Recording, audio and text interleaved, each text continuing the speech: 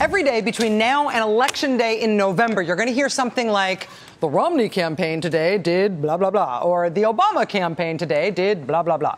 It's not just things done or said by the candidate. It's actually news made by the campaign in some way. But there is a practical, logistical, nuts and bolts way that campaigns do stuff that make news. And it's a little bit weird when you are participating in it. I mean, covering the campaign firsthand right now pretty much means doing this every day.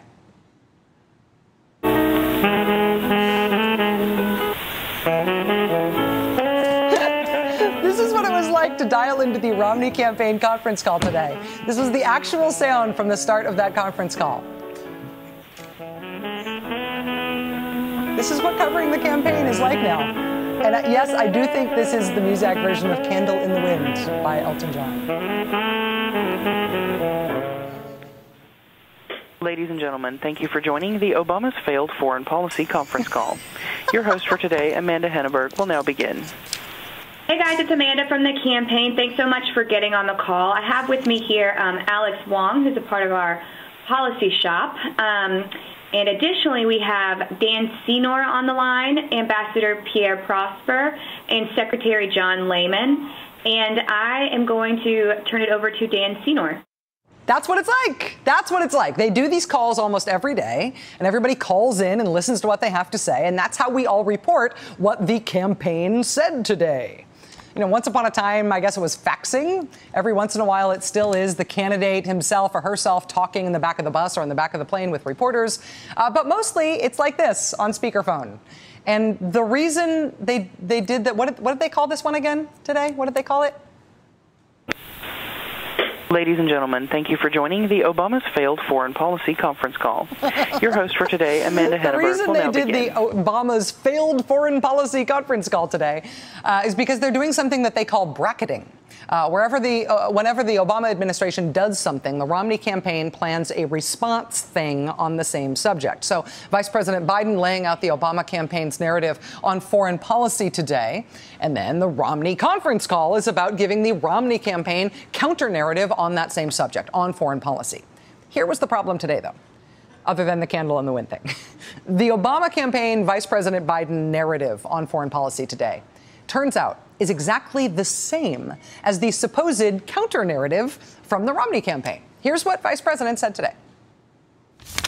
Governor Romney, I think, is counting on collective amnesia of the American people. Americans know, but we can't go back to the future. Back to a foreign policy that would have America go it alone. Shout to the world you're either with us or against us.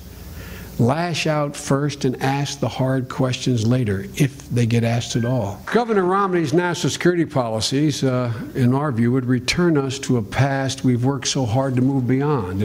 In other words, the charge from the Obama-Biden campaign is that Mitt Romney has George W. Bush's foreign policy agenda. He would take us back to George W. Bush's foreign policy. Now, Mitt Romney has 24 announced advisors on foreign policy. 17 of the 24 are George W. Bush administration foreign policy people.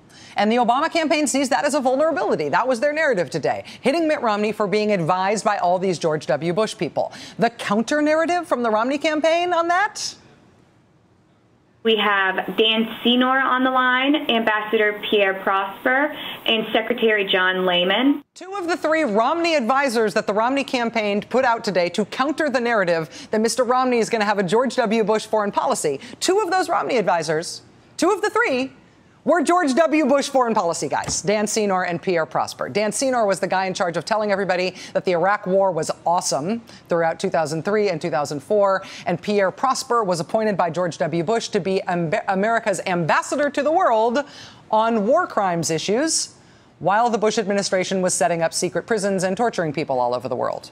But lest you believe that Mitt Romney's foreign policy will be anything like George W. Bush's foreign policy, let these George W. Bush administration officials who are advising Mitt Romney assure you that that is definitely not the case.